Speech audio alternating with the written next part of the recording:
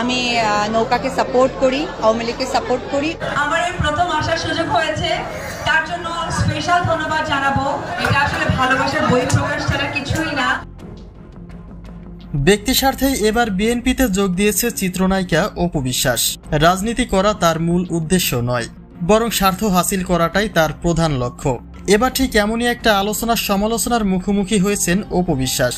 ব্যক্তি জীবনে প্রায় সারা বছরই আলোচনায় থাকেন তিনি, আর ঠিক সেভাবেই এবার রাজনৈতিক ইস্যুতে নতুন করে নিজের নামটি আলোচনায় বসিয়ে দিয়েছেন অপু বিশ্বাস নিজেই।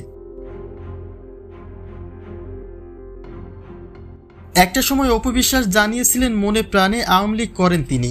শুধু তাই নয়, মায়ের সাথেও তুলনা করেছিলেন সাবেক প্রধানমন্ত্রী শেখ হাসিনাকে। তিনি বলেছিলেন মায়ের পরবর্তী স্থানটাই শেখ হাসিনাকে দিতে চান তিনি। আওয়ামী লীগকে সাপোর্ট করি, ওন করি। তারপরে যে নারীকে আমি অনেক বেশি ফলো করি, বাইডেন মনে করি, সে আমাদের বাংলাদেশের মাননীয় প্রধানমন্ত্রী শেখ হাসিনা। কিন্তু ছাত্র জনতার গণ অভ্যুত্থানে দেশ ছেড়ে পালাতে হয় সাবেক প্রধানমন্ত্রীর।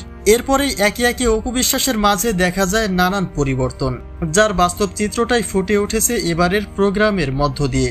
বিএনপির আয়োজিত সভায় অপু বিশ্বাসের উপস্থিতিটা ভালো চোখে দেখেনি দেশের কেউ। যে মানুষটা মায়ের পরের স্থানটাই শেখ হাসিনাকে দিতে চেয়েছিলেন, সেই ব্যক্তি কিভাবে প্রতিপক্ষ দলে যুক্ত হতে পারে? বিএনপির আয়োজিত সভায় অপু বিশ্বাস জানিয়েছেন তিনি একজন শিল্পী, আর সেই পরিচয়ে বাকিটা জীবন পার করতে চান তিনি। কিন্তু যদি তাই হতো তাহলে নিশ্চয়ই রাজনৈতিক প্রেক্ষাপটে তাকে আর দেখা যেত না। মন থেকেই রাজনীতিকে ঘৃণা করার কথা ছিল অপু বিশ্বাসের, কিন্তু তার বদলে বিএনপির আয়োজিত অনুষ্ঠানে উপস্থিত হওয়াটা সত্যি লজ্জাজনক। অপু বিশ্বাস আওয়ামী লীগ কর্মী থেকে বিএনপিতে যোগ দেওয়ার আলোচনাতেই রয়েছেন, আর সেখানেই উঠে আসে এমন একটি প্রসঙ্গ যে ব্যক্তি স্বার্থেই আওয়ামী লীগে যোগ দিয়েছিলেন তিনি।